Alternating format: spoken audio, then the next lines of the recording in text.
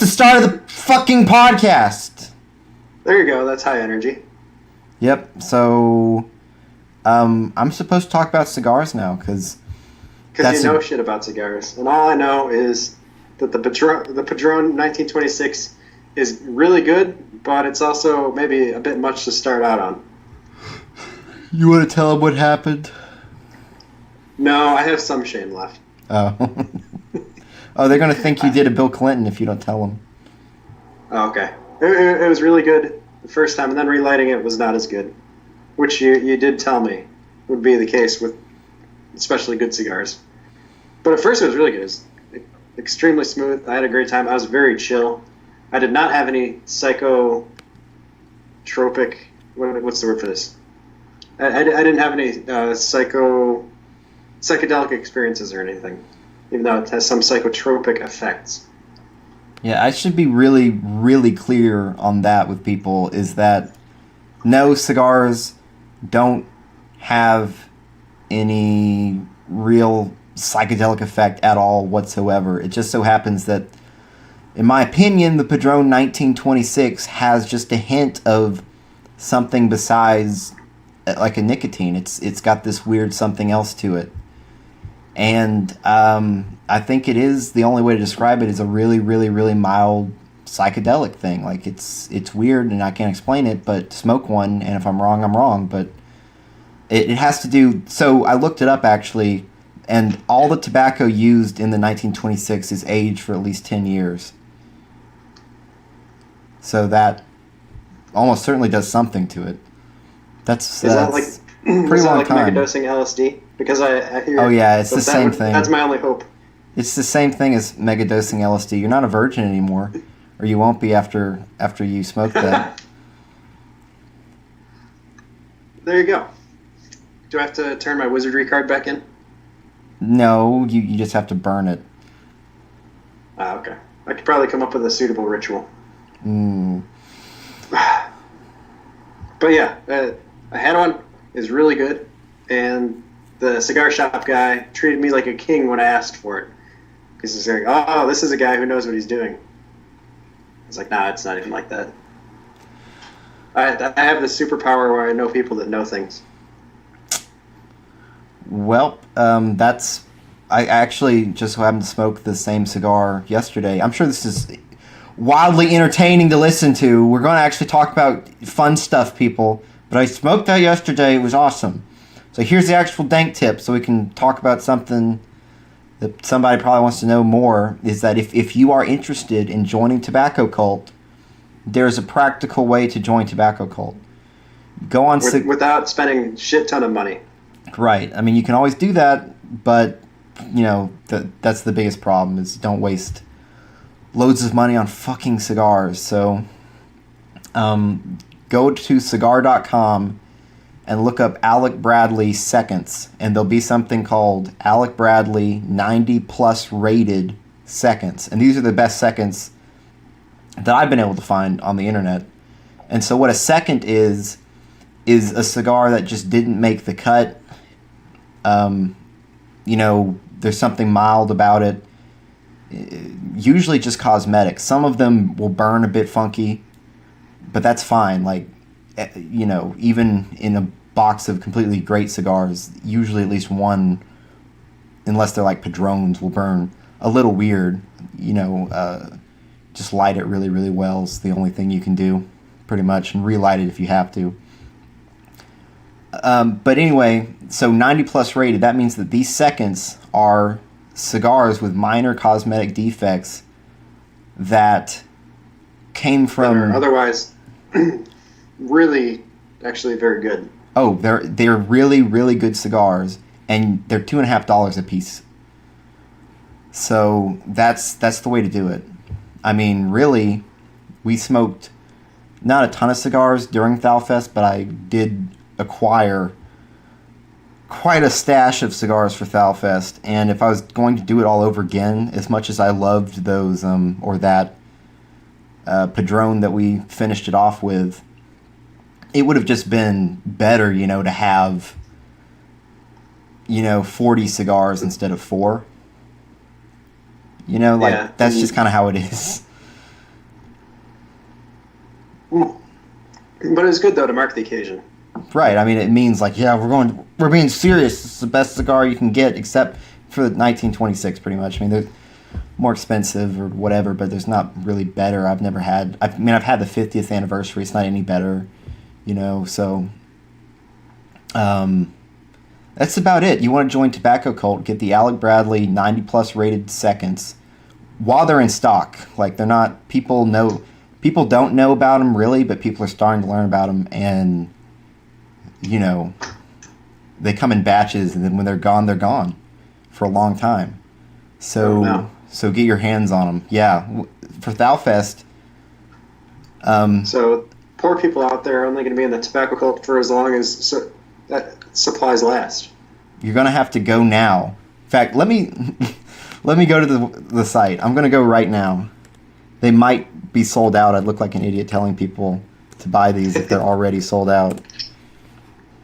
Yeah. Well, shit. What? Okay, while you're doing that, I'm going to talk about Tobacco Cult, because I actually had some semi-serious ideas about this. I'm actually acting on it. Coming out of the Thalfest. I know you guys wanted me to have a ton of post ideas while I was there, but I was actually really chill.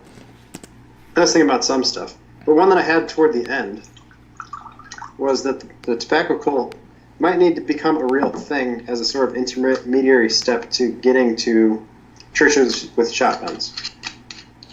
Because the nice thing about tobacco, and more to the point, smoking cigars, is that women don't do it. And it's also a great way to meet people, like from the internet or something, is to meet them in a cigar lounge, because it's a very neutral meeting place, and it's also just very chill. You can go, Uh-oh. nicotine effect. Are they out of stock? No, it dropped out for like half a second. Oh. Does that mean that we might have audio issues? No, it's Skype. It's not the audio. Okay, I've gone. They are out of Toros, Toro Gordos, Robustos, but they do have Petite Coronas, Short Gordos, and Short Robustos. So that's not as ideal, certainly, because we're talking about a cigar that's like an inch shorter for the same price, but still, I mean, that's awesome. So it's $23.50 for a pack of 10 Petite Coronas.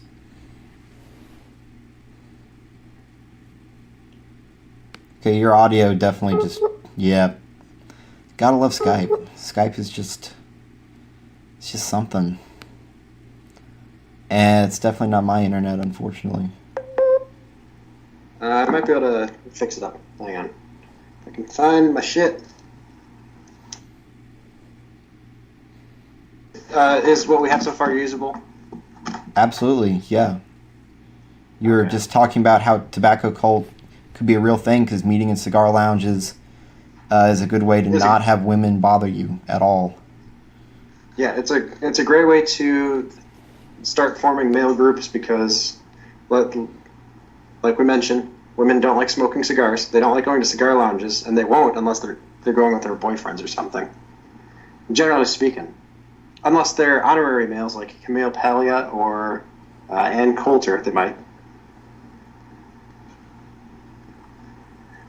All right, we're about to switch internet sources, so you're gonna have to talk while I cut out here. Okay.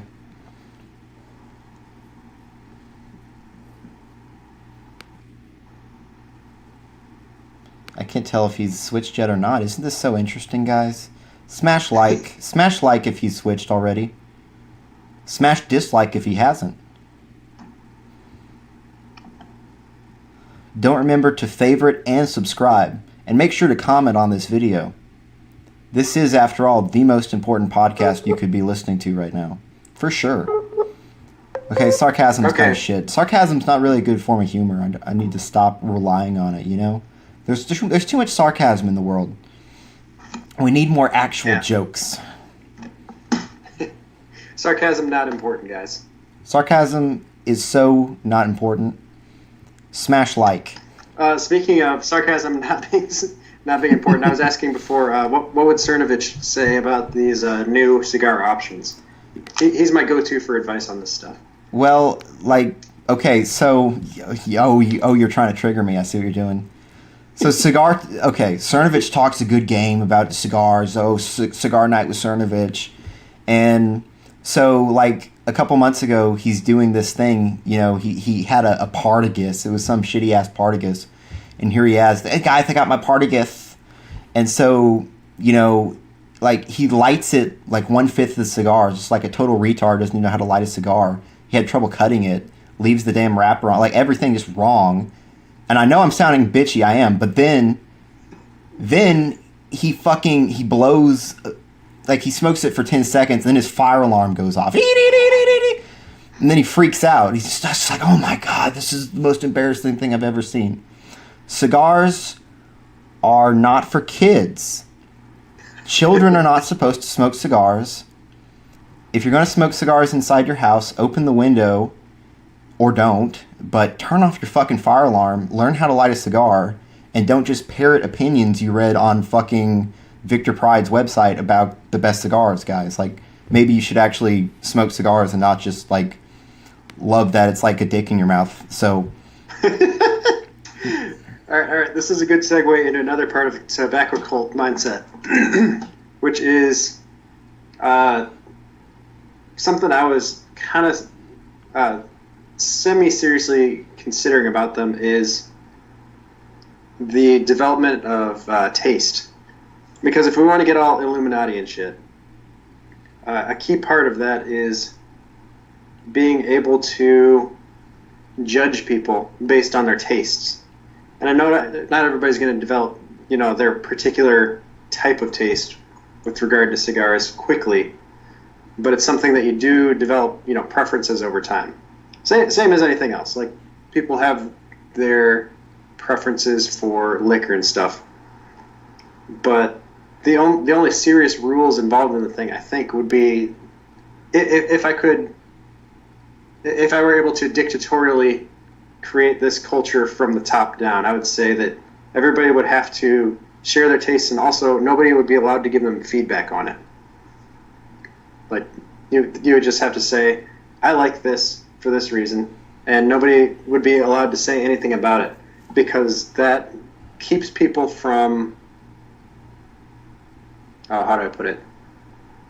It's basically a way to filter for Jews, was the reason for it. Because Jews have poor taste as a general thing. And I think that has something to do with their religion producing that effect in them, and just the phenotype, the sort of ecological niche they occupy. But they do the Cernovich thing that we were just piling on about, which is they'll read the reviews and then parrot them, and also hype things up. Right. But you can't fake taste if you aren't getting feedback for it. Yeah, I mean, I've seen what he says about these are my cigars, and he's got like the fucking this Cohiba, and it's like it's a really bad cigar, but on the same list he's got the 1964, so the Padron 1964, and I guess he read that somewhere. Maybe he actually smoked it and came to the decision himself that that's the best one. That was my best one. I have never gotten into reading any kind of cigar related, like, culture, blog posts. Like, you don't subscribe to the magazine? No, but I get it for free. Unfortunately. Oh, fuck. Yeah, they send us all kinds of stuff. No, I didn't subscribe to it. But it's literally just like, look at these cigars, aren't these cool? It's not any of the culture shit. And not all the culture shit's bad, but when you start reading blog posts of, hey, these are the top 10 cigars, and it's just like, God, just smoke some cigars, make your own list. If Cernovich actually did that, then learn how to appreciate it yourself without somebody telling you how to enjoy it. But it's like when a guy shows up and he doesn't know how to light a cigar, and then he's telling you, these are the top 10 cigars, guys, and it's a list all over the place that doesn't really make any sense. Like there's That tells you something about the person, which is why I think it's important. It does. Well, that, and also, I think there is a certain amount of importance in the way that people come up with their tastes, right? Because people are going to have different preferences for things. Like, I'm not expecting people to have exactly the same taste in alcohol as I do. Right. I should say in the cigar world, though, it is amazingly true, not always, but just from my experience, that highly rated cigars, not necessarily high price or even high status, not all high rated cigars are actually that popular, and that's a way to get good deals. Although the seconds is a deal you just can't beat that. But if you wanted to try a bunch of other stuff, Anyway, I'm ranting. But people generally agree. Like, if a cigar is good, you just can tell. It's not like, and I think I said this to you or to somebody. Oh, I think it was it was in the last night of Thalfest. This actually came up. Somebody was asking me about wine culture versus cigar culture, and with wine culture, like, it's bullshit. The best wine, you can switch the bottles out on the super, super expensive wine with, a cheap wine that just tastes good, and people will rave about, oh, how good this wine is. This is the best wine. There's whole articles written about this and experiments that people have done. And so wine culture is bullshit. And it's a good thing in a way, because that means you don't have to buy expensive wine to get the best wine at all. But then it's also like, it means that most wine's actually pretty good. And I just want to point out for the pros in the audience, this is very Mellon Boone stuff we're talking about here. We're giving away all the secrets for free. That's why this podcast is so important. Oh yeah, I get that Rothschild Opus X. There's actually a cigar, by the way, called an Opus X to take that name. So and also there's a size of cigar named after the Rothschild. The 5-inch by 50 millimeter is the Rothschild size cigar. Yep, they've got their own, and then I'm almost certain, they've got their own company, but then they have their own cigar size. So yeah, totally not a powerful family. Totally should just ignore them guys. So I suppose what I'm getting at with the taste so important thing is, if you're going to get male groups, how to put this, I'm sort of trying to create a space for Mellon Boones to play their games that they usually do. I mean, a lot of this is just typical man stuff, enjoying substances together and just having an excuse to sit around and talk about shit, away from the women folk. But the way people really do judge each other in the upper levels of things is based on the way they do things, because it's all about the little details. I like to joke around with Patrick about how the perfect melonhead conversation is like a tea party with very carefully prescribed rules, so that every single little nuance means something, like every single little deviation from the expectations and the rules can have some kind of meaning in it that can be interpreted, in such and such ways. And I don't know. I guess what I'm saying is that for proper upper class behavior, you have to give people the opportunity to judge each other based on their tastes and the way that they form those tastes, and the sort of you have to give them the ability to observe the way that people talk about their tastes, because that's how they judge each other's character. If you have somebody whose opinion is really easily swayed by the opinions of other people, that tells you a lot about them, right? So if you have somebody that says, man, I really like this cigar, and the guy across the table says, I think that one's not very good. And they're like, yeah, you're right, it's not very good. That tells you that person's not... They're low in psychoticism. in the term that iSync uses.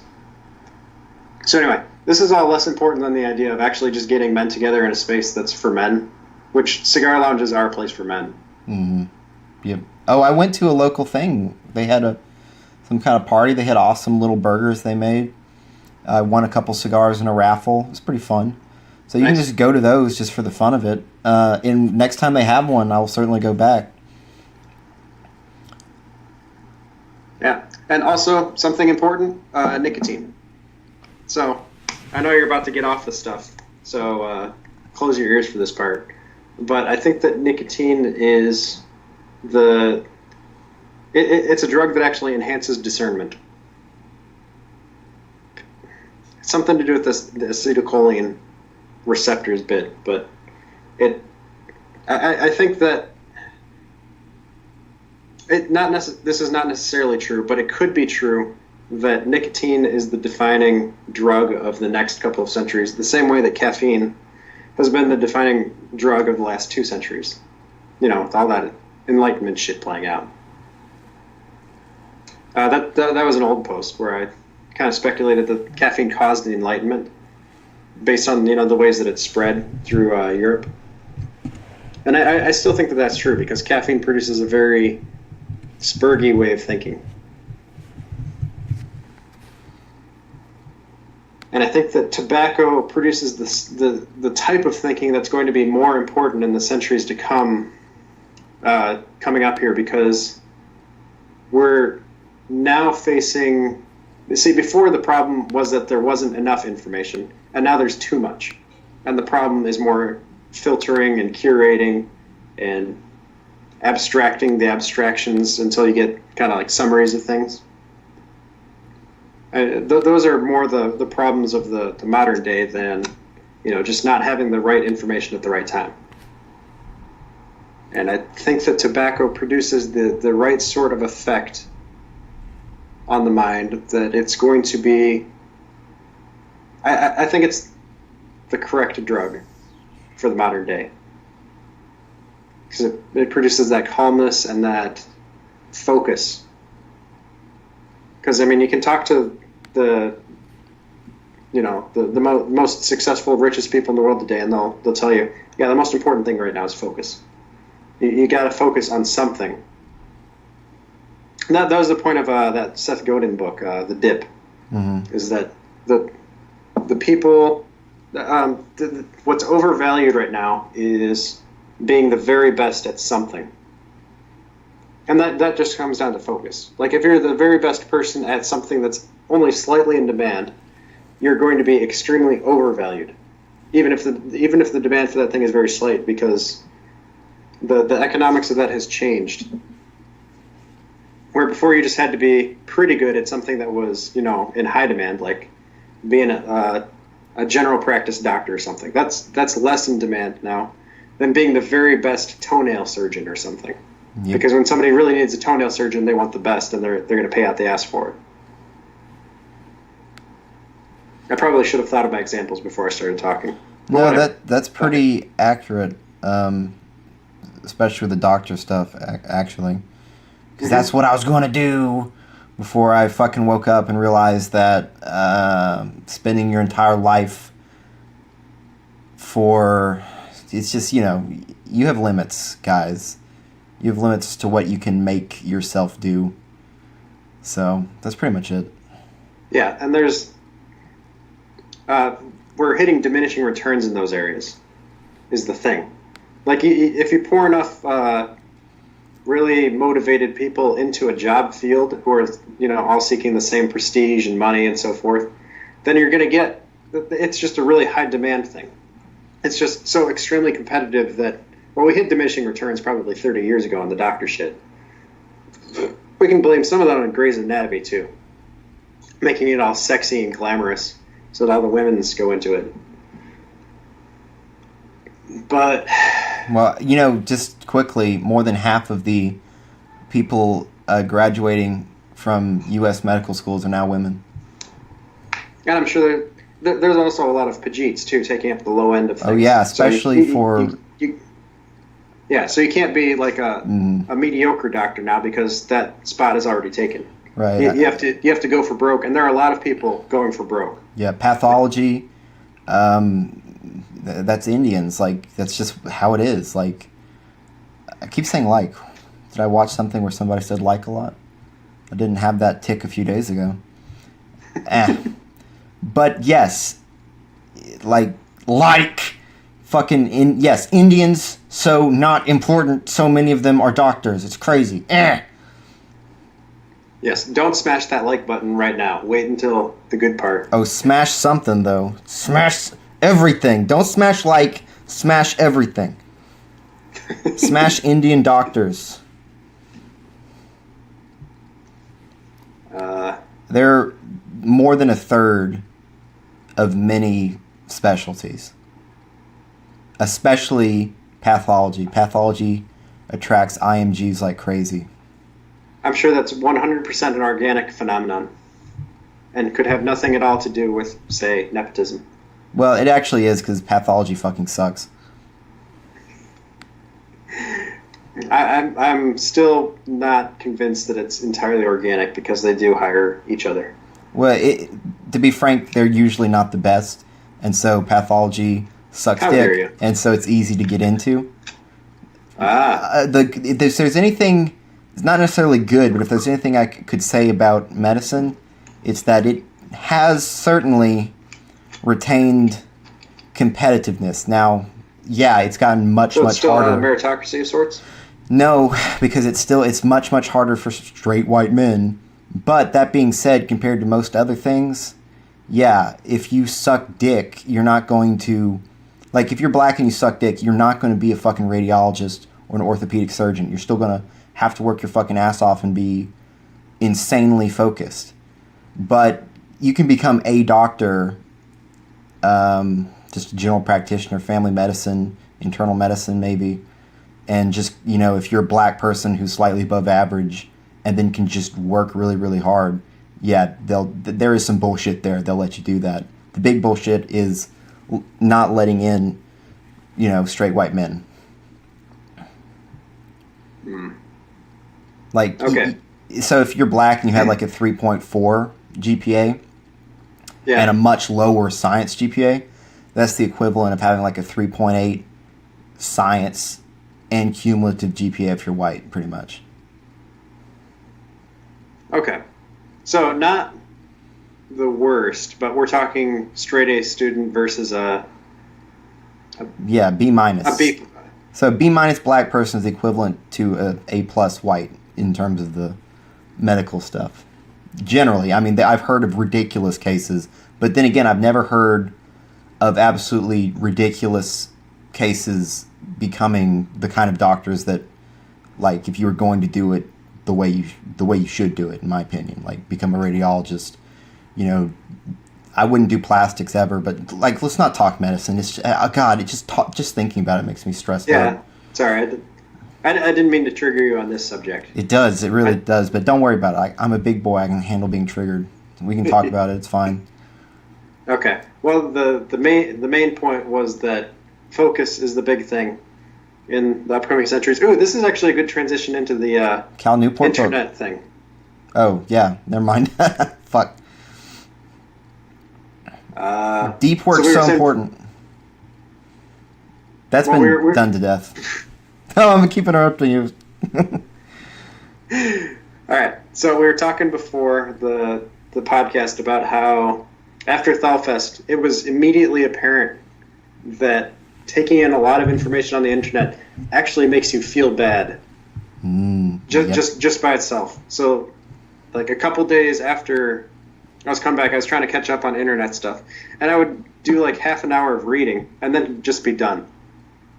I'd be like, I feel kind of bad, like I'm going to have a hangover from this, so I'm just going to stop now. And it was this it was weird. Like, because we had, detoxed from the thing, and it felt kind of unhealthy to take in too much information, which, it just felt really good, though, at the time. It felt healthy to stop. I would read, 10 blog posts or something on the internet, just trying to catch up on things, and then I'd be like, okay, that's enough for one day, and stop and go do something either fun or productive, or even just sit around staring at the wall, which is one of my favorite things to do. And that was because of being off the internet for a week. Like I didn't do any internet shit at Thelfest, and it was great. It was really relaxing. This is a focus thing because the information overload thing. Shit, we're going to be getting into a serial experience lane here in a minute. We didn't even set ground rules, but it was just that the overload is really toxic, like physically toxic. It starts to take a toll on your body if you take in too much information at once because you can't process it properly. It's like an addiction. You aren't really putting the information away in places in your brain where you can use it. At some point it just becomes its own massive neurosis. It's just kind of sitting back there waiting to be processed right, but you can't stop adding to it. Right. I should say that if there's anything I'm glad that I've done, and I agree completely with everything said, and with the links to Serial Experiments Lane that we can't talk too much about, but we'll talk a little bit about. Yeah, because it'll ruin the eventual blog post by Aoli. Right. I don't want him to not write the blog post. I know that if we really talk about it, it probably won't happen. And also, he hasn't seen the last 3 episodes, so I can't really... Something like, I was coming in and out of consciousness while we were watching those. Yeah, but if there's anything I say that... I haven't avoided that. In fact, I've kind of done that, building this giant thing. In some ways, that's Guto, which was actually good, is actually good, will be re-released at some point in a form that makes more sense, maybe. But I'm still doing that. Not the Guto thing, but when I see something online, and it's just a couple lines or something, I put it in this big file I have. And so I don't lose the really, really important stuff, whatever it may be. It's all put somewhere. And I just would have to say that it's like a journal. Maybe it makes you want to go on the internet a bit more. I don't think so.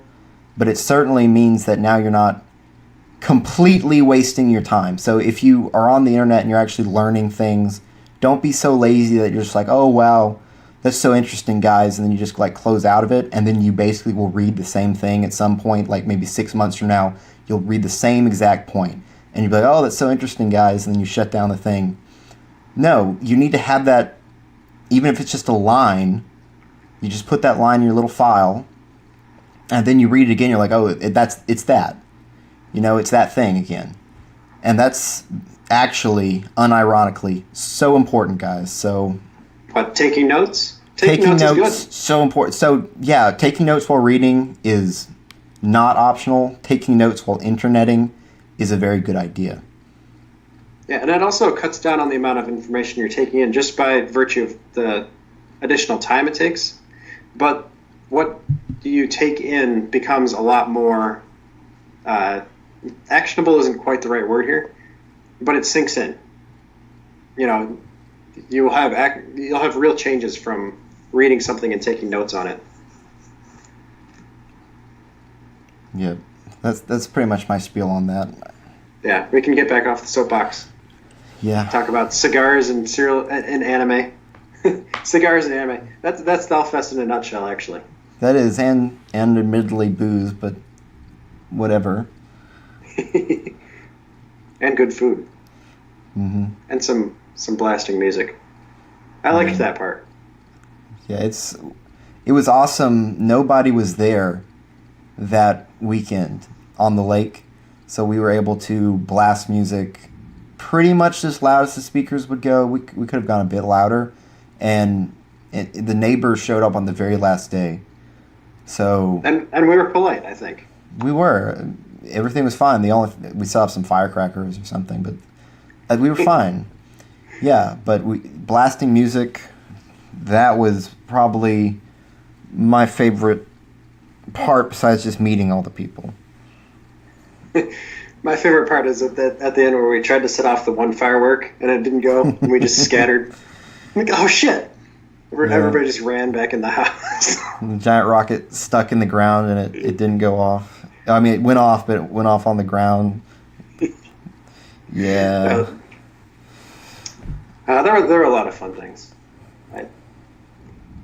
I would go down nostalgia lane, but it would be no fun for our listeners, our dear listeners. So we should talk about information overload in Serial Experiments Lane, which is a good show, but you won't enjoy it. I think we mentioned that in the Thalfest podcast. I unironically enjoyed it, but I'm sick, so I agree with you. So mainly the show... Shit. Now I can't get... I'll get into it some. But mainly the show is about how people get their wires crossed socially because of all the noise of being on the internet, and how there's just so much of it, and how the connectivity is a difference in quantity, not so much as quality. Because a lot of times they're talking during the show about how internet friends aren't the same as real friends. And that's a little bit true, but it's mostly not true. The main problem with the internet is that there's so much more of what there was before. And there's an abstraction problem too, but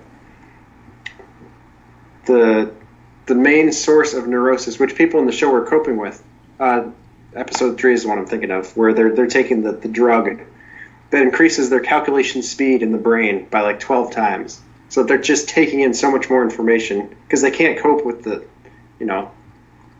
extreme increase in the amount of information, and it just makes them neurotic, because then the information content continues to increase, and people go crazy.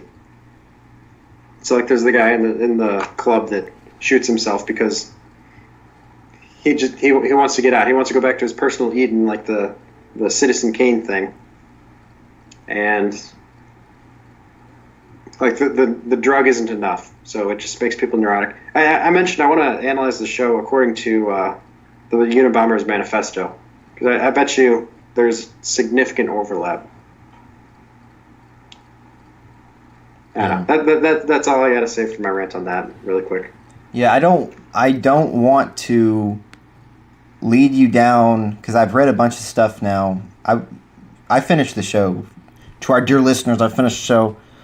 I don't want to lead Aioli down one of the more typical paths in his... in my dream quest. Yeah, in your breaking down of the show. Because the thing with Lane is that, like I was saying earlier to Aioli, it's got like everything in the kitchen sink thrown in there. So everything he just said is right. And then there's also it's not just like, okay, here's another valid interpretation. There's plenty of that, but then there's also like literal layers. In fact, that's what the episodes are called. They're called layers. Layer 1, Layer 2, Layer 3. Yeah, I forgot about that. So basically I can't say anything because immediately my brain's like, just jump to the biggest thing, and I just can't. So I'll simply say that I'll probably do an actual autistically whatever boil down, not boil down, but actual like pick through it thing, because there's so much. Are you talking like a blog post, or are you talking that 100-hour video project? I don't know about whatever it is. It's not going to be one blog post. If I actually do it, it would be probably at least 5 long blog posts, because I would take your end view of it, and then maybe like look into that a bit more, and that'd be a post. And then I'd take maybe like what actually happened just on a surface level, interpretation A or something. And then, okay, let's look at the various philosophical things, and that would be enormous. And then it's like, okay, well now let's look at technology, the internet, and then like I was saying, episode 11, I'm not spoiling anything, but episode 11 is this giant info dump into the history of the internet, the Memex, and I missed that big, like, it'll fucking blow your mind maybe. I was like, whoa, this is like the best conspiracy thing I've ever seen in my life. It's like the best conspiracy video ever. That's a great sale, by the way, to a lot of people on the internet, because we're effectively connoisseurs of conspiracy theories.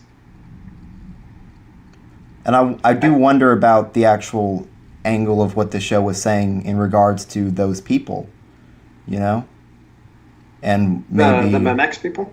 maybe certain And other things. I can't say without spoiling it, but maybe it's there's a lot of stuff. And then there's the video game. There was a Serial Experiments Lane PS1 video game, which apparently was much darker. Which, I mean, it's not a super dark show, but I'm like, well, it's for most people it's dark, or at least very it's definitely anxiety, bizarre and anxiety producing. Because and it's about. I mean, it's not it's about, uncomfortable. but there is that It's information overload slash interpretation thing all the time. there's a lot of cool symbology in the artwork itself. Like that, I mentioned the shadows, right? Hmm. But actually, now that you mentioned it's a PS1 game, I just realized that I can emulate that shit, so I could actually play it. Because I could probably find that on Vim's lair. Because they took down EMU Paradise, which that was some bullshit right there. Well, if you actually could, that'd be awesome. I don't know if there's a non-Japanese thing for the assets of the game, because it's like loads and loads of diaries and logs. It's not really a game. And then you'll have I found a video. It's like all cutscenes from the Lane video game. It's like 20 something minutes. So there's actual more animation. Oh, that's fun. But it's not nearly as good quality, and Lane looks different. It's not exactly the same universe. Some people say it's a Lane before the current Lane, which I don't know about that. That that has the ring of bullshit to it, but it might not be. I'd give that like 30% credence. Yeah, I think the most accurate way to probably look at it is just a way to toy with the same ideas, which is generally what a video game like that would be. Oh shit! I was gonna go somewhere. But it could After that, actually be canon, the same universe. You know, I'll have to actually look into that and try to understand that. That doesn't make sense considering I know how the game ends. Oh, speaking of autism, do you want to do a dopamine fueled change of topics into like the use of memes at Thalfest and the most common ones like Metal Gear and Yang Gang? Yes, and that also reminds me of that post I made, so we can talk about that after the meme thing. Is it the one from a couple of days ago? Yeah, the Let me insane see one. if I read that. Hang on. I think I did, but I might have been tired. Oh no, I I read the call for neurochemical diversity. That's it. That was the one I was talking about. Oh, okay.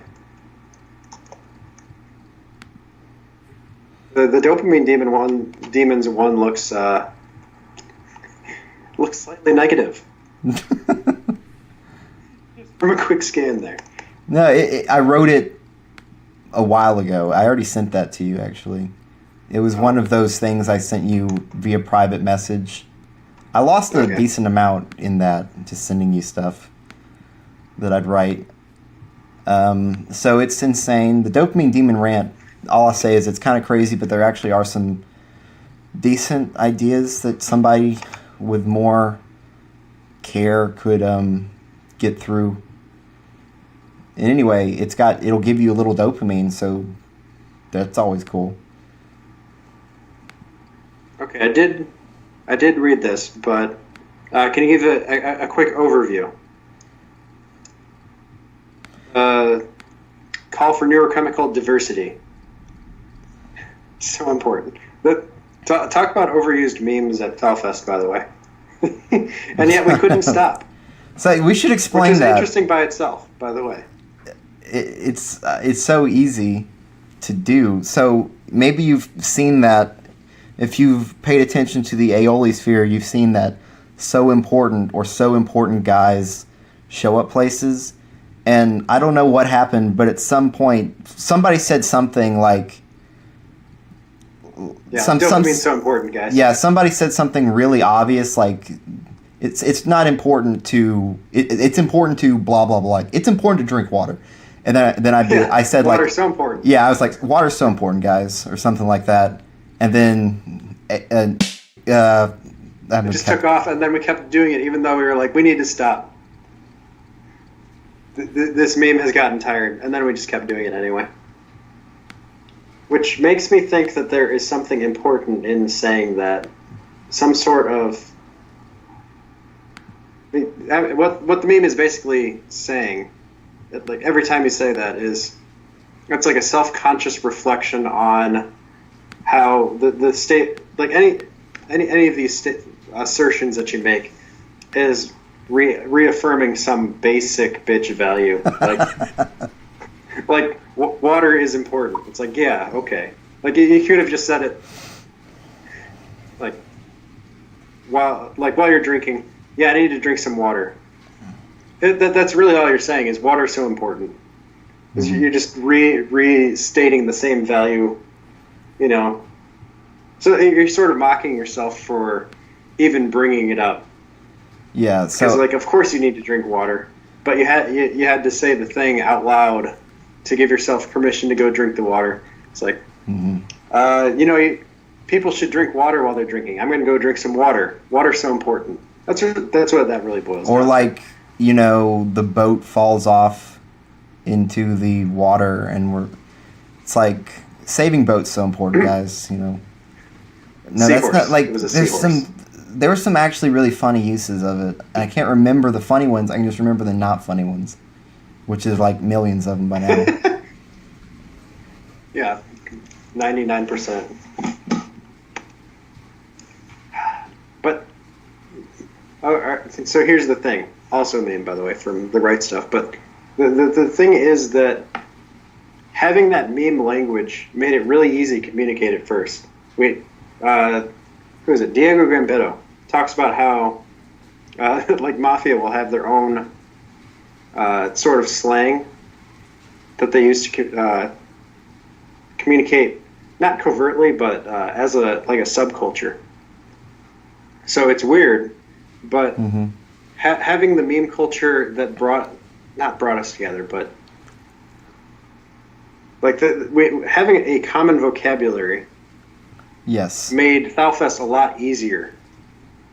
Because normally that sort of thing is really nervous, like bringing together 4 people from various places in the country together to meet either for the first time, or for me it was the first time meeting you, but I had met Lizard King and Boneflower a couple of times, and it's a very weird and kind of risky thing, and being able to reference things from the internet that we have in common, just as like language.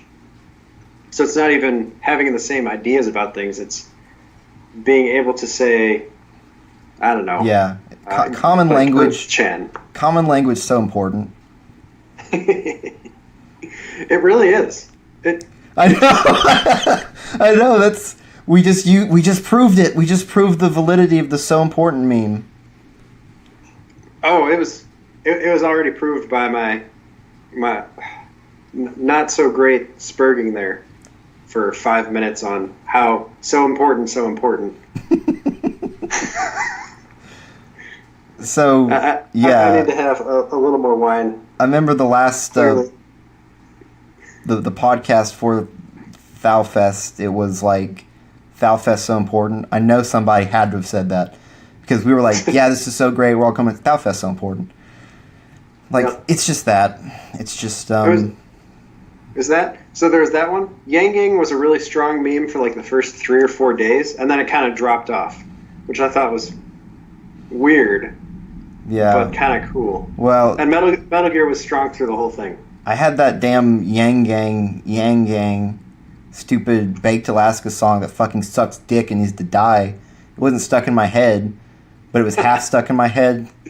So, like, Yang Gang. I thought it was good, except for My Girl's Got a Wedding Ring. I thought that part was a little cringe, like you said. Oh, the whole thing was so cringe. It was so cringe. It burned a hole into my brain with disgust. See, that's the thing. Disgust brings about dopamine too. As we've talked about that before. Quite unfortunate affects people sometimes, especially considering that the sexual response always inherently involves disgust in some way. If you're new to it, like the first time you saw a vagina, it was disgusting. It is. It is disgusting. It looks disgusting objectively. Maybe not objectively, but it pretty close. In the same way that penises are objectively disgusting, unless you're a girl and you've seen a couple of them.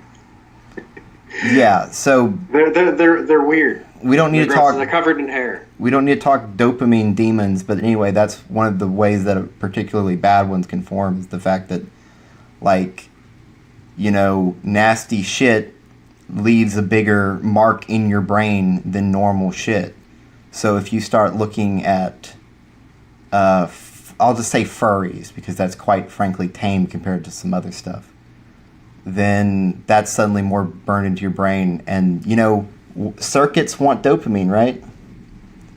Yes. Brain circuits want dopamine, and how is a circuit that was formed by seeing the picture of a furry going to get more dopamine? It's going to see more furries. You know what I mean? So that's from the On Addiction post. If you want to see more into that, then read the On Addiction post. That's mentioned, and you can become, quote, addicted to arousal itself, which is any kind of anything that brings you out of baseline, and that's like code red. I've never ever been there, ever. But some people on the internet, you'll read these stories about like arousal addiction, like anything that we're brings you out talking of sexual normal. arousal, or anything but yeah. So we're talking mental arousal, like just having the brain firing on just dope anything that'll bring out the dopamines. So, I mean, like, I don't even want to say anything, like the Centipede Girl stuff. I don't know what that is, and I'm glad. I explained it to you once, and horrible. It sounds like you made yourself forget, and I think that's a good thing. Okay. But yeah, neurochemical diversity is so important. So that's a good transition into this, because basically the whole point of this rant, the whole thing was a rant, although I had a rant at the end of this neurochemical diversity post on True Ataraxia Radio. We had rants upon rants. Right. Maybe rants are the weapon to surpass Metal Gear. Just ask Alex Jones. I know he's a shill, but we can all learn from his ranting abilities. But not the whole point, but one of the points is that we're being driven by dopamine to the exclusion of these things that we need. And, socializing with people, you get the serotonin if you, like, have actual loving, and I don't mean that in a sexual way, but, like, there's this feeling, this connection feeling, that's oxytocin, right? Like, we're missing out on these other things, and everyone's just, like, in this fucking dopamine. And I know dopamine's, like, the prime neurotransmitter. So I want to be clear when I'm saying that not all this dopamine stuff bad. Dopamine to the exclusion of other healthy chemicals that you actually need. Right. So there's two problems. There's a lot of problems, but the two problems with dopamine itself is the exclusion of the other things, the other colors of life. Colors so important. Don't mix the colors. Keep the colors. Well, actually, mixing the colors in this case isn't too bad of an idea. Diversity. You're balancing the colors. Diversity so important. You don't want fuck. You ruin my own thought. Shit. So you're going to say what the other problem was, other than the need to experience acetylcholine, oxytocin, serotonin, probably melatonin, and probably loads others. Who knows? I need to read an actual book since I'm flying blind almost. I know it's one of them, but I don't know how it's different from oxytocin. I don't know if you necessarily want all of them. I know endorphin from exercise is great. You know, that always puts a sheen on life, right? Testosterone is nice up to a point. I do think that you really don't want to get as high as possible testosterone, and that's obvious your body doesn't want that. After a certain point, naturally it starts converting testosterone into estrogen. And, if your body is going to do that, and it's going to do that naturally without the presence of endocrine disrupting hormones, which you should minimize, then I say that's what your body wants you to do. That's what you're So built you're saying for. there's a proper place to be in terms of testosterone, like Right. an optimum. You might even say an Aristotelian mean if you're a fag. More is better, I think, for the most part, but people forget that as testosterone rises in a normal man, estrogen rises too. So it's this kind of unusual thing. You just have more of both. And they're actually both kind of important, even for men, that you need. And I hate to even say this, but guess what? Estrogen's so important. Fuck. But soy. Confirmed for degenerate podcasts. Soy's so important. But that's pretty much it for that. The second thing, that's not pretty much it, but we'll leave it there. The second big problem with dopamine, and I just really found this out. There's actually three. I'll quickly say the second is obviously that you can get these dopamine demons, you can get addictions. I just have to say that because that's kind of obvious, but dopamine is the thing that drives that, so you don't want that. But number three, the one people don't know too much about, is that overexciting your dopaminergic reward system and your other reward systems, which people know less about. Like I didn't know that there were other reward systems. Your glutamate system, and I guess you could call serotonin a reward of its own, couldn't you? So anyway, you get too much of this, and it actually literally kills brain cells. So basically, there's only two types of neurotransmitters. There's excitatory, and the opposite. Bring it down a notch. Those are pretty much the two things. Because in the brain you have the neuron, and so you have a neurotransmitter that'll either fire action potentials, make them stronger and more frequent, or you have one that'll make them less frequent, less strong. How dare you suggest I should engage in moderation? I'm an American. Right. But so monosodium glutamate, people wonder why is that bad for you? It's because MSG is literally going to release dopamine in your brain to the point where it's actually killing some neurons. So it's actually neurotoxic. And that, not just that neurotoxic, I basically know that porn is neurotoxic. Like, frankly, I can kind of, thinking back, I can just know that, it feels like something bad was happening to my brain. And if you've ever watched, memes or something I hate to admit I've done this, but if you've watched, meme compilations for, 3 hours. Holy shit. Yeah, I've done that. I'll just admit it. I've done that. I've watched some PewDiePie videos. I've been, YouTube will send you funny stuff. Half an hour of that shit tops. Yeah. So hang on. With the but SG, I think that kills glutamate stuff. I think that the videos will kill neurons. Was the Alex Jones rant on that correct? Where he says that was something that they gave to... I think he was saying they gave that to the SS, along with amphetamines, as part of the... MSG. Not brainwashing, but the control mechanism. MSG. Do you have any idea if that's correct? I don't know anything about that. I've never heard that.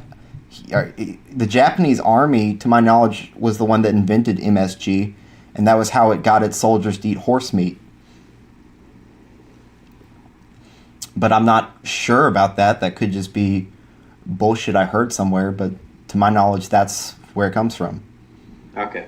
That came from the Alex Jones Joe Rogan podcast. Somewhere in there he talks about MSG being one of the control, or one of the...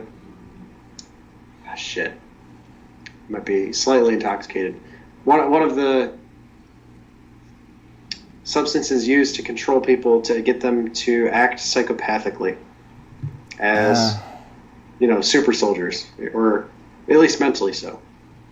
I mean, they gave him meth analogs, or that sounds much more, much more powerful than MSG. I mean, and also you don't really want to be given your soul. I don't know. I think that sounds like bullshit, but who fucking knows? Who cares? I care about everything. I care, senpai. Mm. And I noticed that you care. Let's wrap that one back up because I wanted to do a meme analysis. So you actually watched meme compilations, like just to keep up to date on what the new memes are? No, I don't normally do that. I actually kind of hate memes. Yeah. How dare you? Like, why do you hate memes? I'm starting to do that Joe Rogan bit where I say, how dare you? But that's you're also right. a good meme. Okay, obviously I don't hate memes because, A, it's impossible. Everyone uses memes in their everyday language. Two people will always start building memes between each other. Akuma must apologize, right? It just happens. But it's like cliches and tropes. It's like fast food. You have no connection to this shit. And for the record, when I've watched like meme videos, and I've watched plenty of just stupid entertainment on YouTube, but I like genuinely enjoy a fair amount of stupid entertainment. There's something much more satisfying about it than fucking 3 minute, not 3 minute, but shit. I 10-second unironically enjoy what's called shonen animes, which is that means that it's targeted for like teenage boys. It's about fighting and shit. Yeah, I know what that means. I haven't seen one in a very, very, very, very long time. As in when I was like 13, 14. But I know what you mean. And, whatever. It's garbage entertainment, but I'll be damned if I don't like some fighting. Right. In kung fu in my anime shows. It's garbage entertainment, but it's not literally basically just pressing a button like a rat to get dopamine. So I was going to say, to my credit, when I've done this, it's been literally to stay awake. So my secret to like, if you absolutely have to stay awake, and basically trying to reset your sleep schedule if some crazy shit happened, right? Okay. Is you find the highest dopamine something, if you have to. You start out with like just YouTube videos that are entertaining, that'll just like keep your attention. And then you go to something like dumbass meme compilations. And that will stop you from falling asleep up to a very, very, very crazy level. And so crazy level, we're talking like a couple days? No, okay. I mean like you'll make it until 8 o'clock the next night easy. Okay. And so for me, that would be like playing Skyrim or something would get me there. That's perfect too. It's the same dopamine thing where you're just chasing the next quest. Like I'll just finish this thing, but you're always opening the new things up as you go. That is its own topic. I did not play Fallout 4, but I played Skyrim.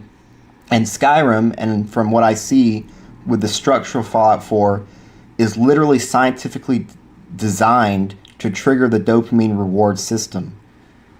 That wouldn't surprise me even a little bit. Quest, obstacle. Because they study that shit. I know that like all games are that in a way, but it's just so fucking like to the letter. Yeah, they have like the timings down exactly.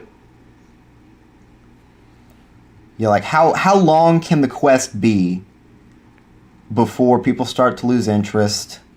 Like how do we spike they did study groups or something where they had somebody play the thing, and who knows, maybe they even measured the person's brain activity as they're playing to see like, oh, we need to have the next interesting thing happen, so let's delete this room so that they get to it quicker.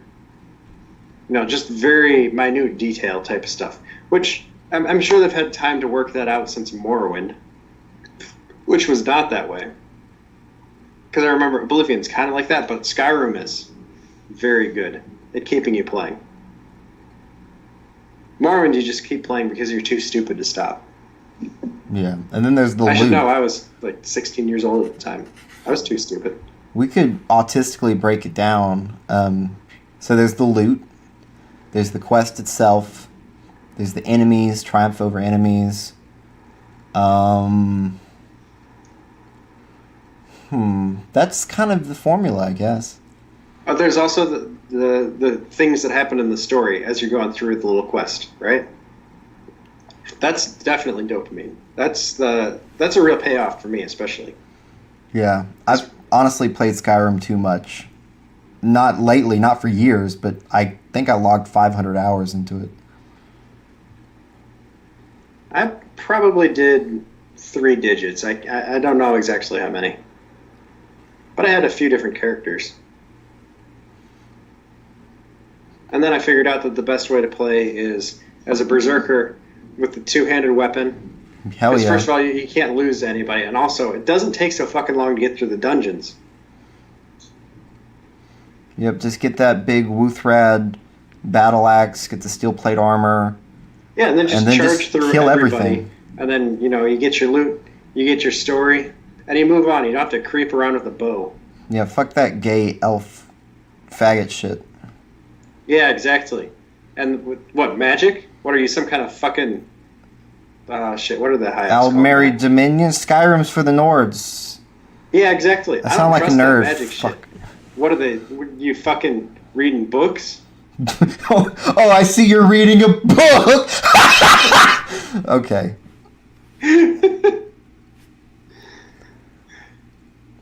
That needs to be cut out and made into its own little drop. I know that I unironically sound insane when I do that, going from normal speaking to just insane laugh for comedic effect. Well, look at this guy over here reading a book. That's okay. That's a fun one. I like that. I bet he went to college. Went to college. All right. Metal Gear. What does it mean? I This is something- can't follow you I'm- with this one. I don't know shit about Metal Gear except for the whoa ha. I've played the first 3 Metal Gear games, and I'm intoxicated enough now to try to speculate upon it. So what the hell? All right, so I think that the guy who wrote Metal Gear is I think he's a really good writer, but he's also a clown. And he's not trying to make something good, but he's doing it by accident. You mean like an ass clown? I mean, what kind of clown? Like a Sam Hyde kind of clown. Okay. So if he is if he's like calling attention to like JQ with the Patriots or something, he's doing that basically by accident because he is kind of an artist. So he does a lot of things by accident, but also because he's trying to be a shitlord, and he's just letting that stuff drop because fuck everybody. It's like, oh, you want me? Because he didn't want to make a sequel to the first one. It was supposed to be a one-off. And then they said, no, you have to. And this is the only way you can make money. He's like, all right, fuck you. I'm going to do a game about the JQ, which was Metal Gear Solid 2. It was also about the internet, incidentally. And if you want to learn about that, you could probably watch the playthroughs and get enough out of it. Although it takes a while. It's like watching an HBO show or something. It's going to cost you 20 hours or something. But anyway, I think that's the basic motivation of the guy. Is he's not really trying to make a piece of art so much as he's a schlock writer who's also very smart, very woke, and he's also trying to shit on everything at the same time. And it just happens to come out that there's some really good stuff in there. So it's not like this grand artistic masterpiece that he's been, putting together as some sort of, QAnon master plan. Trust the plan, Patriots. It's just that he drops hints of things because it's in his brain already, and he's also a good storyteller, but he kind of resents it. So, Hideo Kojima, very, very high IQ. That's what I think. but also disaffected. I think he's a very high IQ Sam Hyde figure in video games development. And also, I think that this is an insight I'm stealing from Patrick. They probably fired him because he was criticizing the video games industry itself a little too harshly. In like the Metal Gear Solid 5, I think. I wish I could follow you. I don't know anything about this. Okay. Well, this is all very high-level shit. So there's some low-level shit where you can just draw basic correspondences between things. Like the Patriots are like an Illuminati group that are... I get it. You can keep going. I just like can't respond. 12 families of... what is it? David Icke? Is it Icke that does that stuff? No, that wasn't Steiner. Who was it who said all that crap? I don't fucking know. There was some guy that disavowed it that you said. Yeah, whoever it was, I know later on they started talking all this shit about how the Rothschild family is trying to save the world. By the way, Alex Jones did some of that a couple months ago, and then he immediately went back on it when obviously all of his followers were like, wow, so you're a Zionist and now you're defending the Rothschilds too? So I was like, yeah, maybe I overstepped my political capital there. Yeah. Ooh, that would be a fun thing to spurg about. Different kinds of capital and arbitrage between them. No, I don't understand that quite well enough to spurg out on right now. Though that would actually make me really pissed off because it would reveal just how fucking retarded people are. In terms of in-group, out-group. All right. So getting back to Metal Gear then, which isn't going to piss anybody off. It's weird.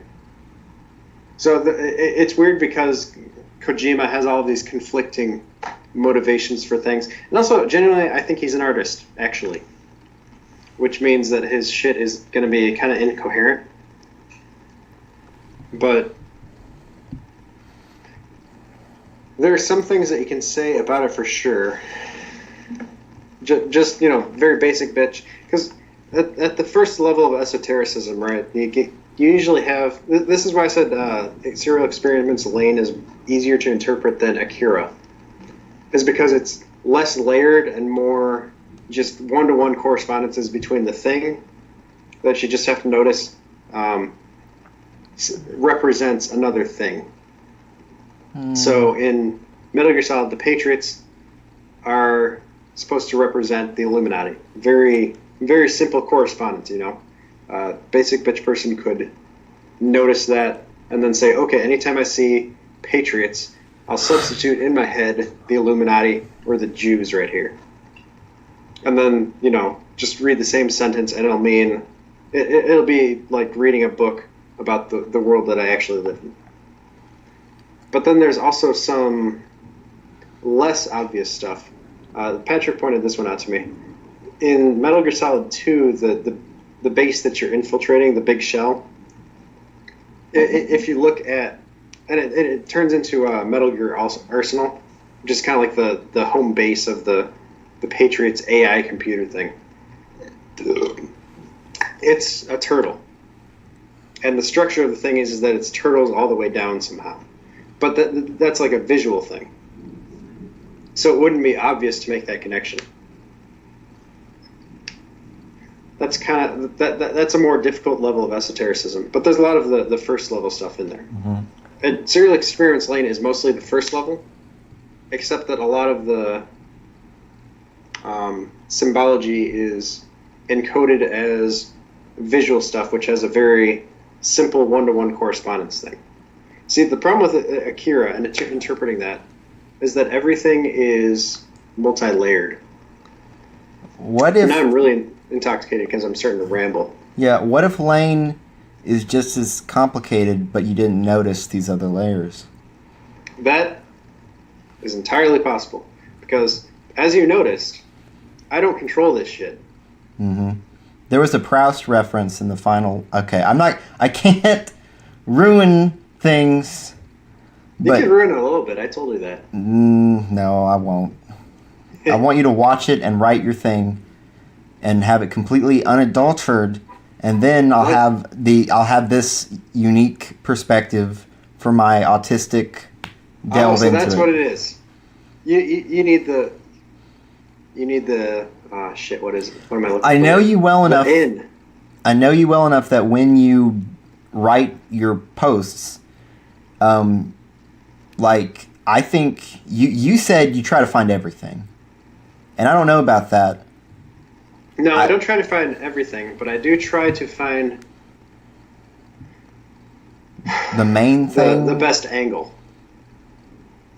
right? So you find this one best angle and you run with it, and that's great. That was great for the Nazca thing. I But it said wasn't you comprehensive, as you noted. right. Like you thought that I was, you thought that I had a comprehensive understanding, Mm-hmm. and I was just leaving stuff out that wasn't essential to the angle that I was taking. But actually, you were wrong because you think that I'm smarter than I actually am.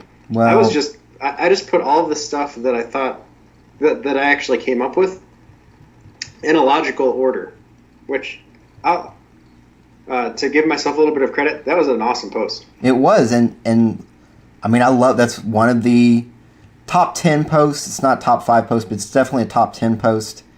And so, okay, just a But reference for the that was everything I thought about Nausicaa, though. okay, Anything else that I thought about that show, lost in translation. right. But I guess what I'm trying to say to the audience listening to this podcast for reference is that during like the beginning, during the beginning montage where the credits are coming in with Nazca, you see the people building the biological weapon, the God Warriors. And so there's obviously this whole angle you could take about biological weapons, man creating them, especially if you actually believe in like the sapien shit. I mean, the imagery, right? You have these tall humanoid figures holding spears with cities burning down. So if you actually believe like sapiens wiped out Neanderthals, you could just run with that, right? So that's another angle. So I'm not being at all some kind of a postmodernist or whatever shit. Like I'm not doing any of that. What I'm trying to say is that the difference between basically all I'm saying is when I get autistic with something, I really get autistic. It's like, okay, there may be one angle that I like the best, and I'm not saying I'm going to cover every angle with Lane. I'm just saying that there's going to be this really good angle, probably what I'd call the master angle, my angle, Ooh. and then we're going to. And you want to see if I reproduce that. That's why you don't want to adulterate my take on things. You want to know if your master angle is the same as my master angle. Basically, it's like a probability sphere or some shit. You know, like it could mean this, it could mean this, it could mean this, but it's not going to be boring like that because each thing is going to be put in its own place. It makes sense, and it's for functionality. I wouldn't do something like this just to be autistic because I'm not autistic at all, except Melon Boons are autistic. But it would be to actually, like, you know, for example, Aoli could write his post theoretically on Serial Experiments Lane purely from the effects of the internet, depersonalization, horrible social effects of the internet, information overload. Is my inclination at Right. first. Now you're already tainting the process. No, I have to start I'm this about to no, you're stop. probably not. I'm about to stop. Hopefully, I don't ruin it by doing this little speech. But you do that, or you could do like, okay, we're going to get all philosophical. You know, we're going to... And I can't ruin it. I'm an uneducated nipper, though. I don't even know any philosophy. Nibber. I don't know why I'm ranting. I should shut the fuck up. People know what I'm saying. People who listen to this, if anyone listens to this, they certainly aren't retarded. I hope they're not retarded. Are you retarded, listener? Be honest. Are you shaking your head? Yes. Do you know what shaking? Do you know what shaking your head means? Do you know what that signifies? Do you want a cookie? What is the meme of shaking your head? Up, down. Have you even thought about down. that? Probably not. Shaking your head, yes, is just a meme. Physical movements are memes too. They're called engrams, and they're in your cerebellum. So destroy your cerebellum to destroy the memes. Oh wow, that's pretty woke. Movement is a meme because you found out how to move your arm and you do it the same way. You do a curl the same way each time, pretty much. That's a fucking meme. You got to get rid of that boring ass meme and replace it with a new one. So break your fucking arm and make it do something new. That's a new meme. Isn't that so funny? See, the woke thing to do actually is not lifting. It's just imagining yourself lifting. That's how I got swole. I'm like Tex that way, right? He lifted 500 pounds over his head just by thinking about doing it. And that's what the true nobility does. Is they don't even lift, bro. What the hell are we talking about? Is there something we're supposed to talk about? We were talking about Metal Gear a second ago. Oh, I have a question. All right, sure. I don't know anything about Metal Gear, but I know that there was a senator and he had nanomachines, and some people say that this senator who had nanomachines did nothing wrong. Are they right? Or is that ironic? That might not be from one of the ones that I've played. How many of these fucking things are there? There are 5 of them, and then there's like a card game or some shit, and probably some other spin-offs. I think it's been a while since I played the first one. It's a couple of years ago. I replayed it. It actually stands up very well over time. It's a nice little James Bond type of action game. Story-wise, I mean. Should I watch playthroughs of these games? Are they good enough? I don't want to play them. I don't want to go through all that effort. Getting them, getting a system. I don't play games anymore anyway.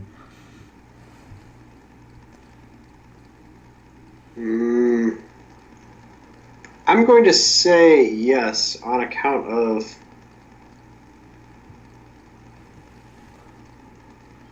they're not the same level as Lane, but they're the same level as... They're certainly the same level as PewDiePie, is the best way to put it. They're like a cut above PewDiePie. Okay, that's the new metric. It's a cut above PewDiePie, and it's a bit less than Lane. That's our scale now. We should have a scale for these things, like importance of memes, in terms of... Oh, we could even rank them. We could get super autistic about that. So Bible Has anybody obviously is most important meme. Like the importance of the thing, the cult. So there's the importance of the thing itself as artistic expression of the most important truths. Maybe having children wisdom is most versus, important meme. I don't know. Just understanding the people around you, understanding meme culture itself.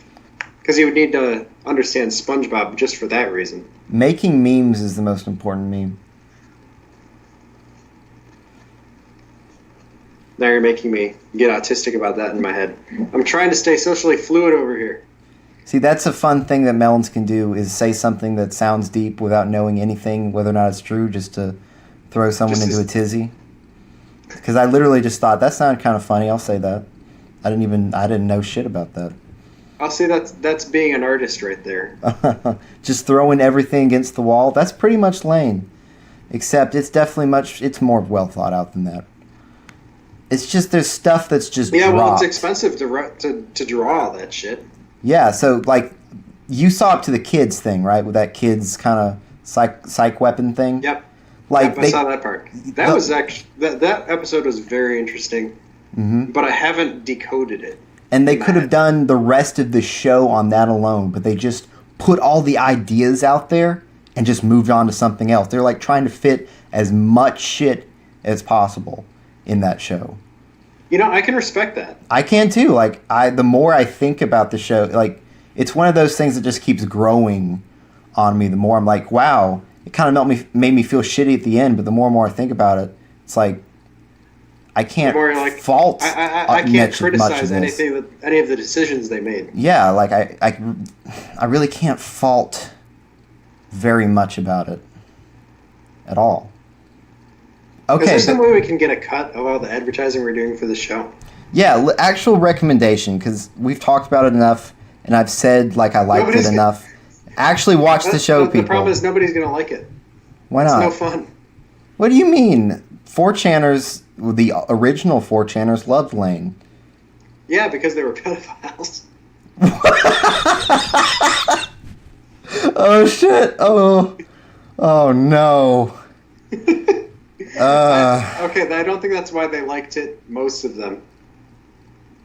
But, they're... Speaking of angles. Triangle and square and blockheads coming Fuck. soon. I was supposed to make one of those today. Oh no! I actually threw you off. What were you gonna say? Huh? Oh, no. That's fine. I'll make one tomorrow morning, for sure. Because I have to make an effort post on Sunday mornings, because that's the best time. Don't make promises while drunk, but I'm sure you will, TM. No, I'm sure. Yes, you will. You will do it. You'll do it. We're gonna meme it into existence. Oh, speaking of important ideas, memes so important because magical thinking's so important. Think about it.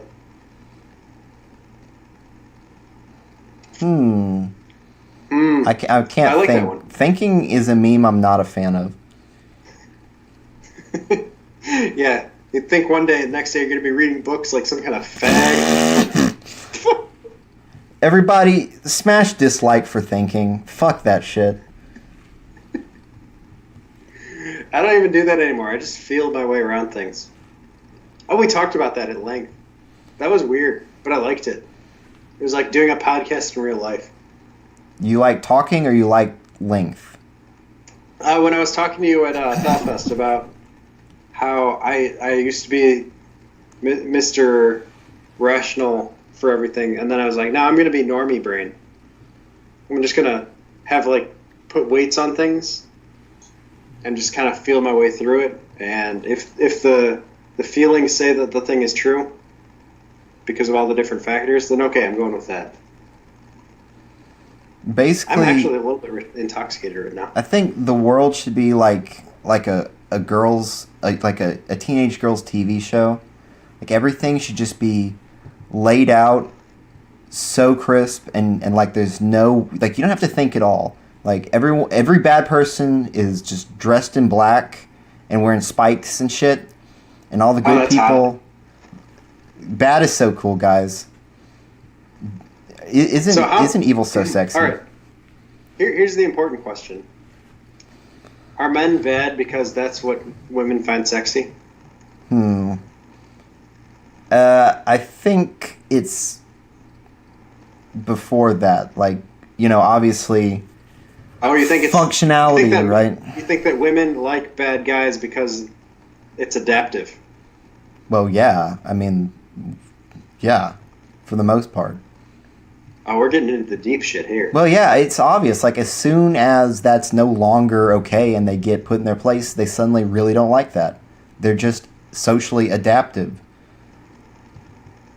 It's, like, kind of retardedly simple, and I don't know why so many betas... And I said that ironically. I didn't actually mean It's that. pronounced betas. Oh, it's called Venus. But, yeah, whatever. I can't hold attention longer than 3 seconds. I have to watch the new PewDiePie video while we're talking right now, guys. I usually can, but I'm properly intoxicated now. I'm also feeling great. Red wine, best sort of buzz, let me tell you. Hmm. All right, we need to get back to the thing we were talking about a second ago, which was Metal Gear. I would actually recommend it if you're taking in shows, because cut above PewDiePie, cut below, about 3 cuts below Serial Experiments Lane, I think. In terms of importance. By cut, you mean like circumcision? What kind of cut are we talking about? I'm talking about levels, like in Lane. So Lane's got all the levels nicely delineated for you. They crammed everything in. You could spend your entire life trying to analyze that, like Homer or some shit. No, more than Homer. Oh, if Ophiuchus is listening, I really have to trigger him. Better than Dostoevsky. He reads Dostoevsky, does he? I probably He should should do have. that. He should have read the Cliff's Notes like everybody else. Or no, I think he said he hadn't read them yet. But it's okay, because I've only read like 2, At 2.5, I read like 2/3 of The Idiot, and I thought it was kind of gay. Yeah, It was alright. I wish It was I just could like, say that reading's so important, but is it? Is it really? I it mean, is for Spurgs. shit. Spurgs don't understand anything unless they've read it first. Damn, I wish I could read. Okay, hang on. This is important. I explained it to you earlier, and I'll explain it again. It's not precisely true, but by analogy, the easiest way for a neurotypical to understand a person with Asperger's and the way that they see the world is to imagine that they can only see things in the world that they've read about, which is true of like 2/3 of them. Because it's essentially referring to how we form mental models of things. So some people are primarily nonverbal, which means that they form their own, but they don't absorb them from the social, what you might call the collective unconscious. They're less sensitive to that kind of thing, which is bad mostly. It's good in the sense that it produces higher psychoticism. That's the Eysenck term. It's the higher associative horizon part of this thing, where they form their own concepts of things, which means that they're reinventing the wheel all the time, which is mostly bad. Like, you don't want to reinvent the wheel. That's a waste of time, and you're not going to have a lot of stuff at the end, because if you have to make your own wheels, then you're always going to end up at like the level of fire or some shit, because you can only invent so many things in your lifetime. This is the worst explanation possible. All right, so you imagine that a person with Asperger's only sees in the world the things that they've read about, because that's all they have the concepts for in their heads, the mental models to understand the thing. If they don't already have the mental model, then they aren't seeing most of the things around them. They can't categorize it correctly. Versus a person who's neurotypical, if you categorize something, it's boring. They no longer process it. So they have the opposite problem, where the more knowledge they have, the less the world around them is interesting, and the less they can enjoy it. So they stop processing it. So for them, you can imagine that everything they read about stops existing in the world around them. So if they had all the knowledge in the world, then the world would be horrible. Versus a person with Asperger's, if they know everything, then the world is really exciting, because they can start making like connections between shit and describing more and more abstract versions of the thing. They can work more towards that Prisca sapientia. I don't think that things disappear for normies. It's an analogy. It's an analogy. Okay. It's not exactly true. It's about it's how not exactly true, but I want the two types are engaged by I want to their know mental what's models actually true. interacting with the world. But what actually happens for normie? Because it's not completely wrong that if you tell them something, suddenly they... Yeah, it's not that the things disappear. It's that they're no longer engaging. So the example I used a while back... novelty, dopamine system. Yeah. Yeah, so if you remember, the thing I said was the most important thing to understand about Asperger's, that was the title of the post, was that if they are engaged by a rainbow, then they'll start to analyze it. But for a normie, if they've analyzed a rainbow, it's no longer engaging. So that's the actual thing for which to which the analogy refers. Question: once Asperger has analyzed something completely, is it interesting? I'm not sure if I can answer this properly, because for me the answer was no until I had the Millen boon. And then when I exhaustively analyzed something like Full Metal Alchemist, then it became less engaging. But I'm not sure if that was the Asperger's or the ability to abstract the thing as far as I could go with it. I know what happened. You got the Melon boon, and then you got the ego, and so now you can appreciate the work you put into analyzing it, and you feel pride. And pride releases dopamines. Maybe Ooh. that's it. I don't know. I know that if I were to actually go through with autistically breaking down Lane, it would actually engender even more like for the show because I'd be able to watch it and I would feel some pride that, hey, I figured this fucking puzzle out, bitch nigger. But there would always be more stuff to pick up on too and add to the thing. That's the true autism is when you can enjoy With something like picking Lane, up, maybe. picking up more and more and more and just like doubling down on your knowledge base. Right, but the thing with Melon Boone is that the associative horizon is naturally limited to what I believe to be the proper functional state. So you wouldn't keep adding stuff in. And this is an actual problem. I should say this. There's an actual problem since there's the love of analysis thing of adding things that, while they may be connected, it's just not necessarily appropriate to analyze them in the certain, you could call it data set or what you're looking at. So you don't want, like, to me, there would be a certain level where I would be done with Lane completely, where there would be literally absolutely nothing left. Now, I don't know how Are we much talking work... like no more actionable knowledge to be taken out of the show? Yes, and I don't know how long that would take, but it is completely possible for me. I know it is. That being said, I get how somebody with Asperger's who got into the habit of doing that and really loved it, you could start adding in stuff that is very, very marginally related, you know? And then Or you could, like not at all important. yeah, and then you could do just infinite typing up a for that. description on the Lane wiki about like Lane's outfit changes over time. Well, With that could be absolutely no important. application to anything in the world. Just like, yeah, this is the thing I noticed. I'm going to write it down now. That, now that you mention it, that actually is important because at one point when she's in Alice's room, she's wearing a Freddy Krueger costume. I just remember that. Like, I don't her hands remember. deformed and shit when she opens that door. That's Are fucking... you talking when she was in the Alien costume? Oh, like was it episode 7 Alien? or something? Was it the alien costume? Well, she was an alien for a second. That was in the one where it was talking about. Oh, I have no idea what the fuck was up with that. No, you explained that to me later. That was an example of how Oh, well, I get that. alternate history can write real history. Yes, I get that, That- but I that don't plays know into why the an thesis. actual fucking alien showed up in Lane's room for 5 seconds. Just like, she just looked at it, there it is, like, okay. I guess there are aliens now. That's sort of the aesthetic of that show in general.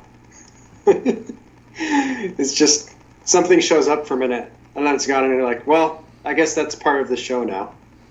Thankfully, it then wasn't. But then it's not like the next episode, so nobody talks about it. Yeah, I don't know what that has to do with the thingy, besides the alternative it's part of history. the thesis, which is that it's not. Oh, fake news! 100% Are you going to serious bring thesis. fake news into the effects of the internet now? Yeah, it's fake news, or that which is remembered is reality, or at least functionally so. Ah, now you should apply that to the ending, and you might find something really interesting. Well, I haven't seen the ending yet because I was tired because I'm a boomer. It was 11 o'clock, so I had to go to sleep. Sleep's important, guys. How long have we been going?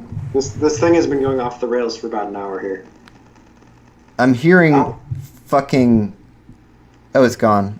We were getting a little bit of that bad static, but it's gone, and it was only here because I'm actually monitoring the audio, so thankfully it didn't ruin anything.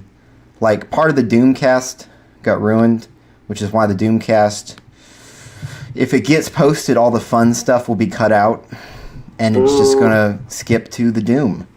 Because I liked the Doomcast. it was...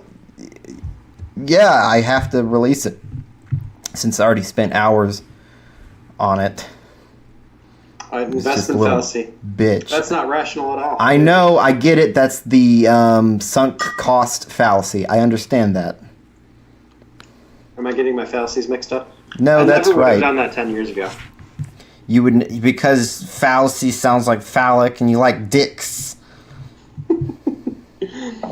No, it's because now I'm this genius man, and my investment in granular knowledge is limited because I have to chase the bigger hits. So I can't dig autistically into Lane's costume changes because that doesn't give me the bigger hits that I would need from going on to the next show. And that's why I can't be properly Asperger's anymore. So are you saying that dopamine downregulation cured your autism? Is downregulation where you need more of it? Yeah, just to have the same effect. Yes. Well, isn't that nice? Maybe that's no, that's not the cause. No, it didn't actually cure my autism. It just changed it into a different form. Being addicted which happens to be more not neurotypical. Well, actually more not neurotypical. I don't know what I'm talking about. I'm more functional now. We could, since we're talking about neurochemicals again, we could talk more about a call for neurochemical diversity. Okay, let's do it. I have it up on my computer. Oh. It says that excessive glutamate release can overstimulate the brain and lead to excitotoxicity, causing cell death, resulting in seizures or strokes.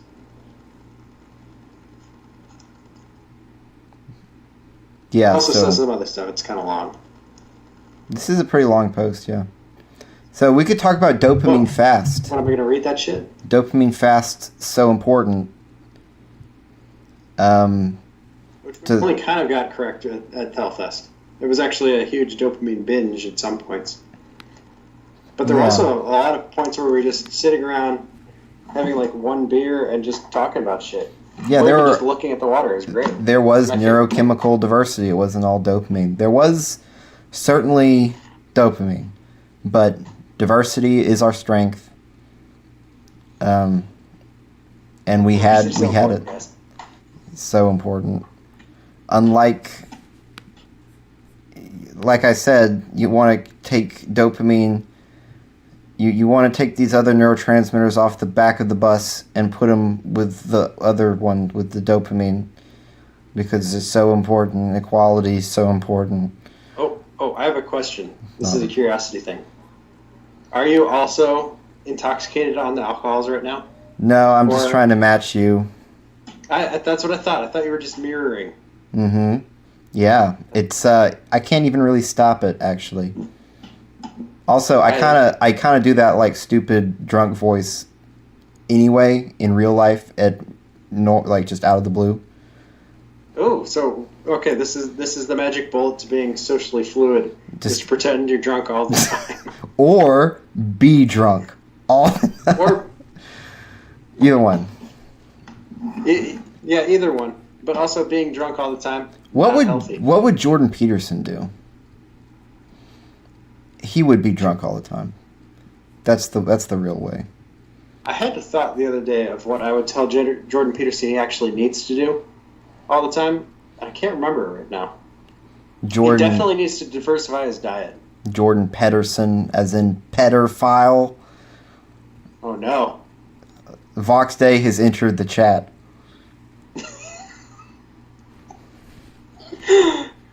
And he's gonna hunt those bullies down. Bully Hunter 69. Okay. Yeah. Neurochemical diversity is so it's important and you should have it, and basically live your life, blah blah blah, do the right thing, blah blah blah. Okay, it's not actually modern life is numbing. Yeah. You're just reading off the title now. Somebody just the people listening to this, just fucking read it. It'll save you more time than us podcasting about it. Just read the post. Just fucking read the post about the dope. Like, we don't have to talk about what a dopamine fast is. We don't have to talk about like some of the personal stuff I said. We don't have to talk about it. Like, just read it. Oh, you want to get really off topic? We should talk about the point of a podcast, because clearly it's not the information content. It's the dopamine. Oh no. I don't think it is dopamine. I think the Daily Show guys were right that it's about simulated friendship. Well, yeah. But I definitely don't get the serotonin feeling that you get in real life friendship. That's the thing that's really missing. Only in the very best phone conversations slash podcast conversations have I ever felt any actual, like, I guess connection might be the word. Some kind of actual real emotional response that's not just dopamine based fun or anxiety responses slash analysis. Those are the modes that this takes. In real life, the other colors get added, and you want the colors, and the colors are important, and you want the other colors mixed with the whites. You stopped being serious. You know what I mean? Serious. Like I already made my point, so might as well just.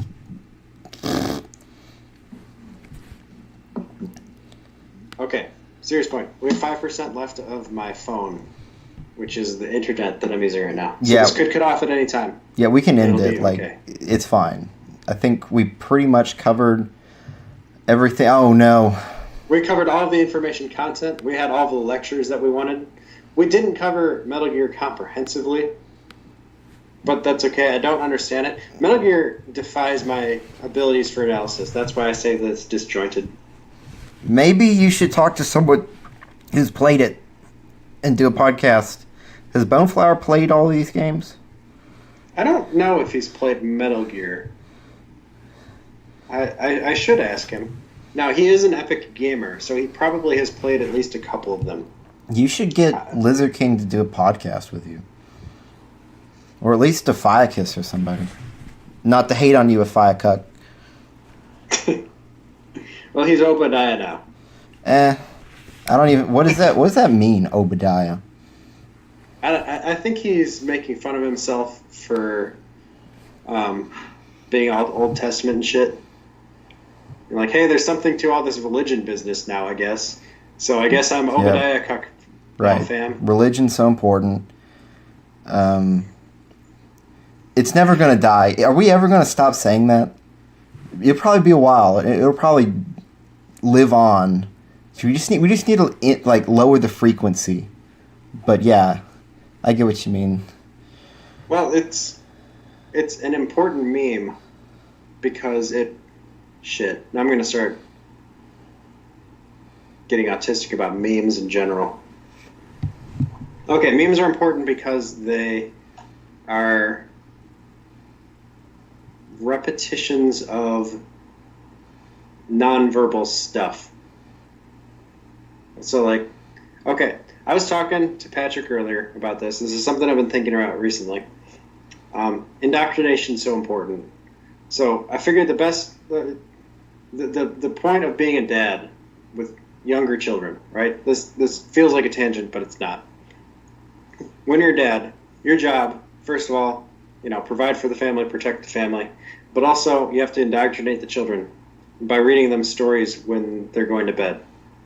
That's like how to be a good dad is to do the things that you absolutely have to do, which is the protection and provision, but also the indoctrination when they're going to bed. You read them stories.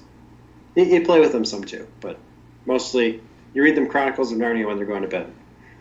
And that induces in the children the value system, which hopefully is adaptive for the world that they're actually living in.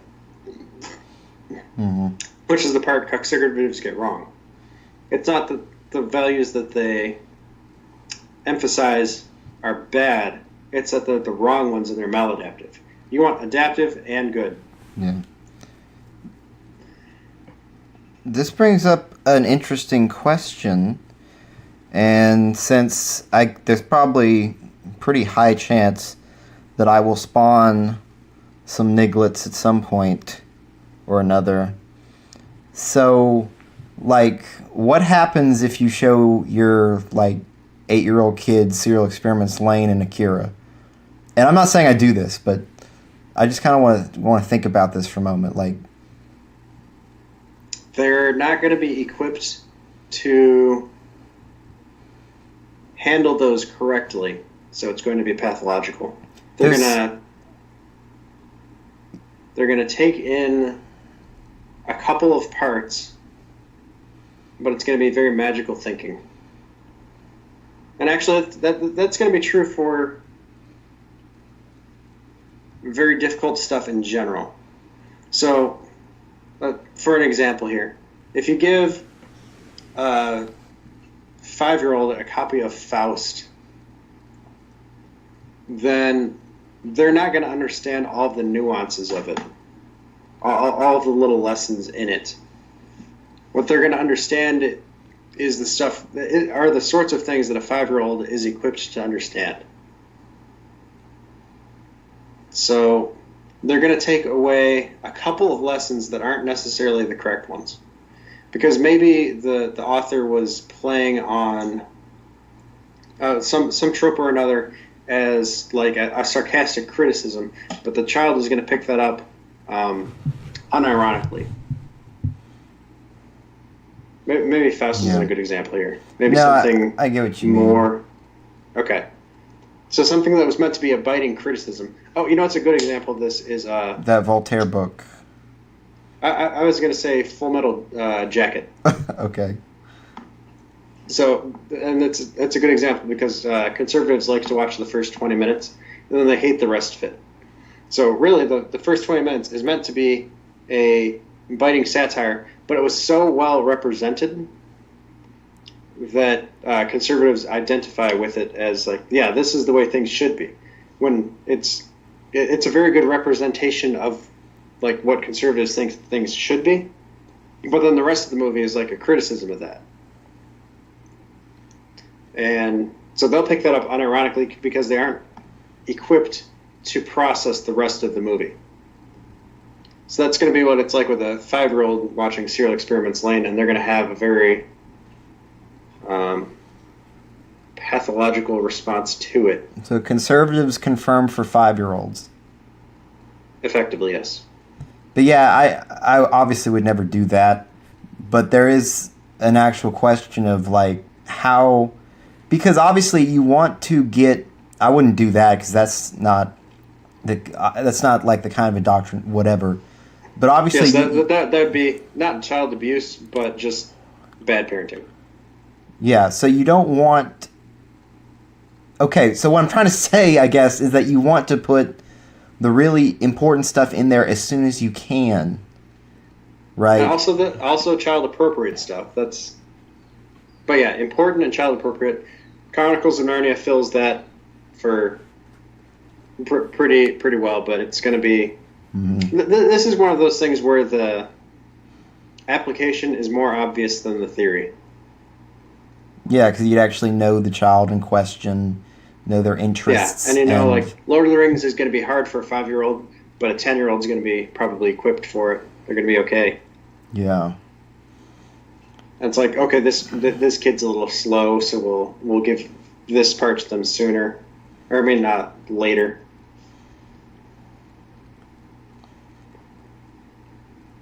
Yeah, it's pretty simple. I guess it's really more of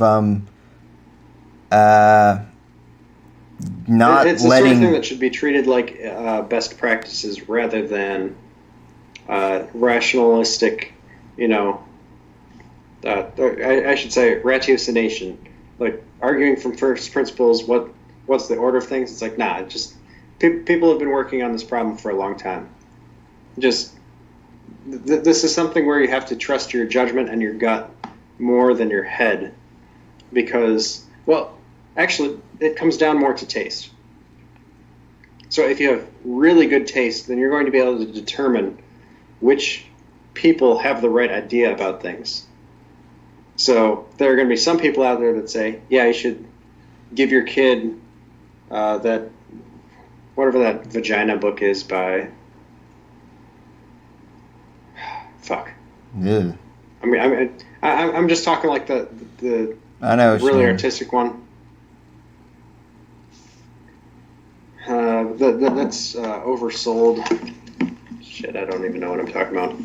Yeah, but that actually transitions into what I was wanting to say anyway, which was that avoiding degeneracy is so important, and that's more important than giving them the right stuff. But also you can't fetishize Especially- it. You can't make it especially cool. for kids. You can't make it cool or really like it's hard. Basically, you have to make it lame. You have to introduce kids to the dirtiness of the world more slowly than we do in the modern world. Like, you can't be showing them porn when they're 5. That's going to fuck them up. And sadly, it's happening at a rate that would shock us. But you can't be telling them, you can't be shielding them from everything forever, because that's like the Amish thing, right? And it doesn't work because the Amish way of living is not workable without a larger society with a military apparatus that's going to protect their little fiefdoms on the inside of it. The bubble thing doesn't work. But you also need to keep younger children who are developing their brains in a bubble. You just have to reduce it over time. This is one of those things that's harder in the modern day because of the information overload thing. Yeah. Because you have to get kids used to the information overload side of things so they can cope with it by the time they get out of your house. But you've only got 18 years to do that. And that's not a small thing. This is something that parents are going to have to come to terms with over time because they didn't have to before. So this is not the sort of thing that you can have handed down to you by your parents and their parents and their parents before them. It's a new problem. Guto for children. More or less, yeah.